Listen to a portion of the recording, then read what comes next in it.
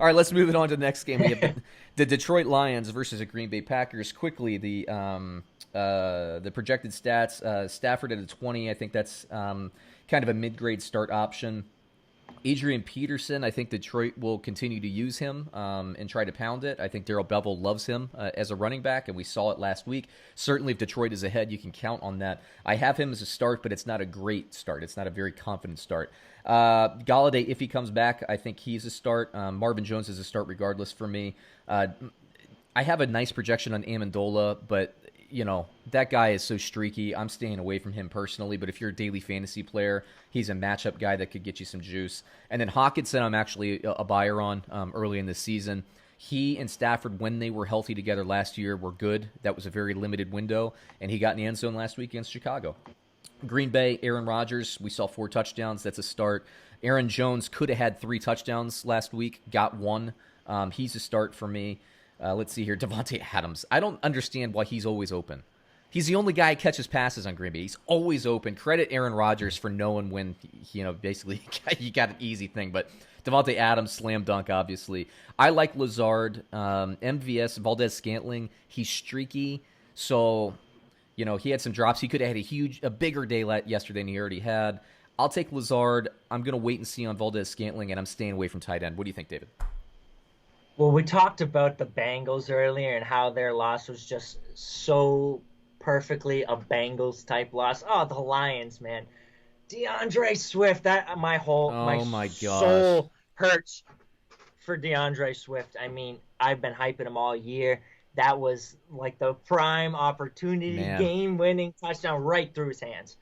So that's got to be tough to be a Detroit fan. I feel for you guys if you're a Detroit fan. Yeah, bless your heart. It's rough. It's your soul.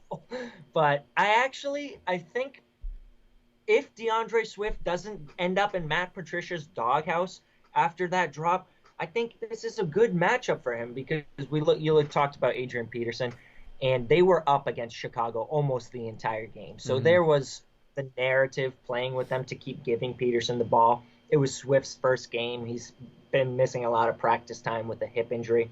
So I think it was all set up for Adrian Peterson to carry the load this week. Right. But then you look about Green Bay, that offense is hot, man. Aaron Rodgers is PO'd. He's on the revenge tour to prove Matt LaFleur wrong for drafting Jordan Love, to prove Danica Patrick wrong for dumping him. I mean, he just out to prove everybody wrong right now. So I think Green Bay, they could put up another 40 points against Detroit's defense. I think you're going to see Swift is going to have to be on the field because when they were losing that last drive, it was Swift. Even though he had touched the ball like 3 times the whole game, they put him in.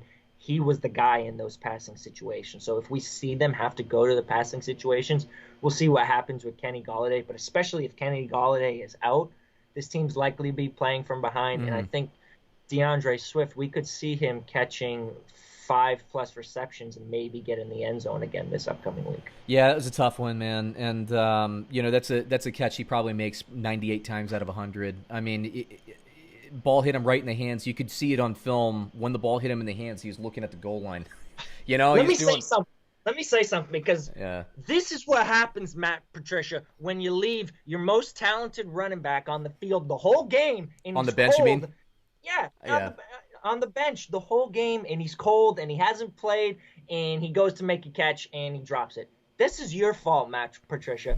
DeAndre Swift, he needs to be on the field. He needs to be warm. He needs to not be thrown out in the fourth quarter on the last drive into the game and said, hey, go make a game-winning catch in your first game as a pro. All right, Matt Patricia, this is on you.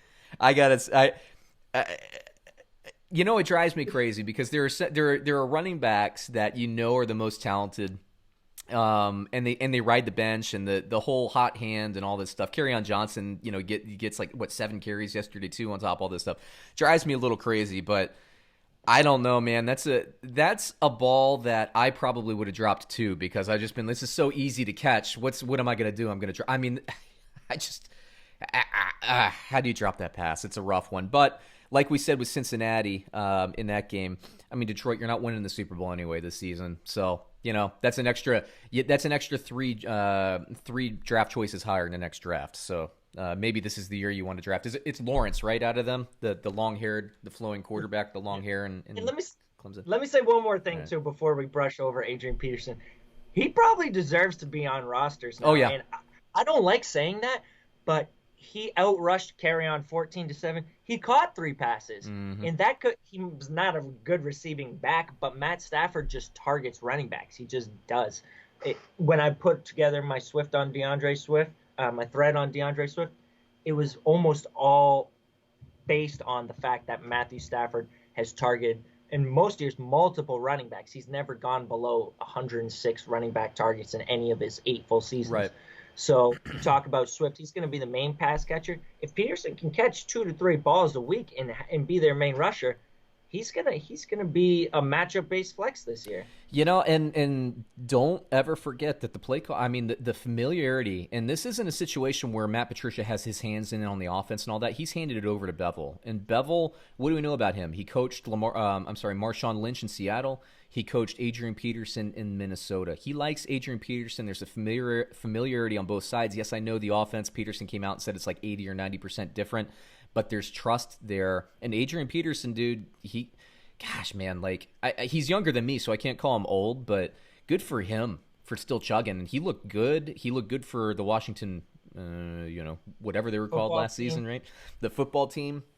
The last couple of years, he's like ageless. Good for him, man. It's fun to watch him kind of do his thing. And what is he, like 34 years old now? Awesome. Fun times. Let me hit you the line here. Detroit plus 5.5 versus Green Bay. Who do you got? Give me Green Bay. I think that offense is hot, man. It's going to be tough for Detroit to stick with them.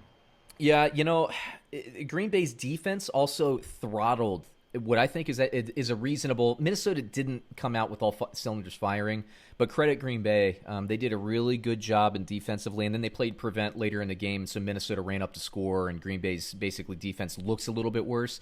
But when it mattered, when that team was dialed in and playing, they were the dominant team through the first 3 quarters of that game.